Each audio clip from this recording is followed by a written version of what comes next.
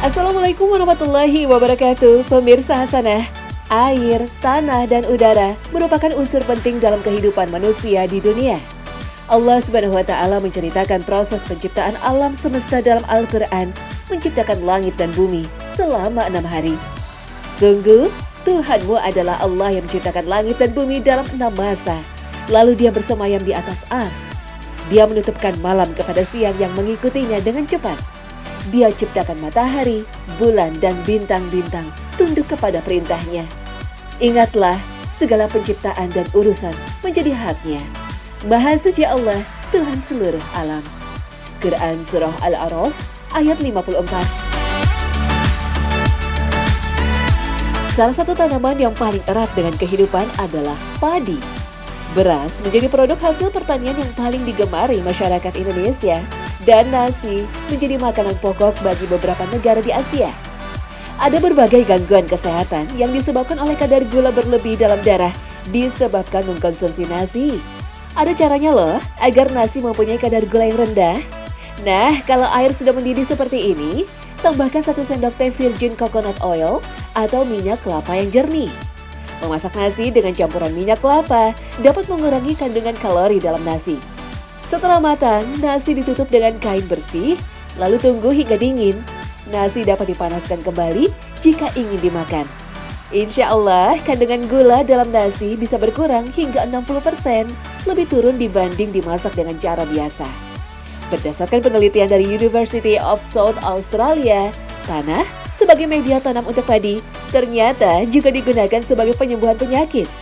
Penelitian ini juga membuktikan tanah dapat menyerap serpian lemak yang berada di usus. Tanah yang digunakan dalam penelitian ini merupakan konsentrat tanah liat bentonit dan sintetik yang cocok bagi penderita obesitas. Rasulullah Shallallahu Alaihi Wasallam bersabda, dengan menyebut nama Allah, debu, tanah bumi ini dengan air ludah sebagian di antara kami dapat menyembuhkan penyakit di antara kami dengan seizin Rabb kami. Hadis riwayat Bukhari. Ya, salah satu dalil tentang mengatasi luka adalah kita memasukkan tangan kita itu ke tanah atau pertama ke mulut kita tempelkan ke tanah dan bacakan doa. Ya, tentang konteks hadis tersebut itu hadis sahih. Tapi para ulama mengatakan bahwa hadis ini sifat maknanya zahir. Jadi jangan kita salah menafsirkan tentang hadis tersebut sehingga kita ambil semua tanah lalu kita bacakan, kita tempelkan, nah akhirnya luka kok tambah parah. Nah, maka Ibnu Hajar Asqalani mengatakan di sini banyak catatan bahwa tidak semua tanah. Nah, ini yang harus kita pahami, tidak semua tanah yang memiliki khasiat seperti itu. Makanya tanah yang bersih, yang tidak terkontaminasi. Hal ini berkaitan dengan kondisi masyarakat yang tetap sehat meski minim fasilitas olahraga dan kesehatan. Jawabannya ada pada pola hidup yang sering bersentuhan dengan udara bersih, air yang segar, dan tanah yang asri. Pasti tahu dong menu satu ini, namanya nasi kebuli. Eits, kalau yang ini berasal dari Yordania. Bahkan chefnya langsung didatangkan dari negara di Timur Tengah ini. Oke, langsung aja siapin bahan-bahannya. Siapkan ayam yang sudah diberi bumbu rempah-rempah, mulai dari cengkeh hingga kayu manis. Selanjutnya, siapkan loyang besar, lalu olesi minyak. Kemudian susun ayam satu persatu di atas loyang, mulai dari paha sampai ke dada. Dalam satu loyang bisa menampung hingga 10 ayam. Kemudian taburkan oregano di atas ayam agar memberikan aroma yang lebih wangi. Selain jadi bumbu, oregano mengandung antioksidan yang tinggi dan antiseptik yang alami. Mempunyai manfaat memperbaiki sel-sel tubuh yang rusak akibat radikal bebas dan membasmi pertumbuhan kuman dan bakteri. Masukkan loyang ke dalam oven bersuhu 150 Fahrenheit.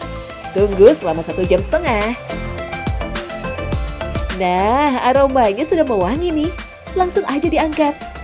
Setelah lauknya, lanjut buat nasi kebulinya. Bahannya ada beras basmati, kapulaga, kayu manis, cengkeh, lada hitam, serta minyak ayam.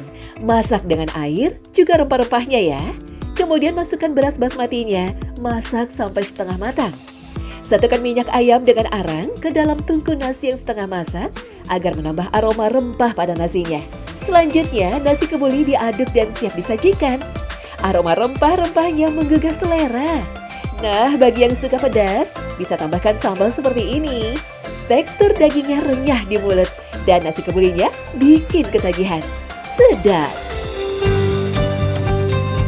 Tumbuhan merupakan salah satu makhluk hidup yang diciptakan Allah SWT dengan berbagai macam manfaatnya, baik sebagai sumber makanan maupun energi bagi tubuh.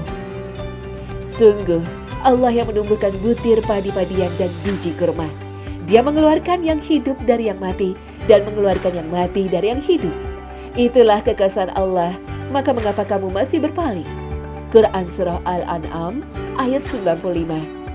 Sejak 14 abad, Islam menganjurkan umatnya untuk bercocok tanam. Bahkan Rasulullah SAW menganjurkan umatnya agar bertani dan bercocok tanam. Dari Jabir bin Abdullah radhiyallahu anhu, Rasulullah SAW bersabda, "Tidaklah seorang muslim menanam suatu tanaman melainkan apa yang dimakan dari tanaman itu sebagai sedekah baginya, dan apa yang dicuri dari tanaman tersebut sebagai sedekah baginya. Dan tidaklah kepunyaan seorang itu dikurangi, melainkan menjadi sedekah baginya." Hadis riwayat Imam Muslim. Menanam tumbuhan yang bermanfaat tidak hanya membawa untuk keperluan di dunia semata, namun untuk bekal di kehidupan akhirat kelak. Sebab makanan yang dikonsumsi dan menjadi sumber kehidupan bagi manusia, hewan, dan burung akan menjadi sedekah bagi yang menanamnya. Masya Allah.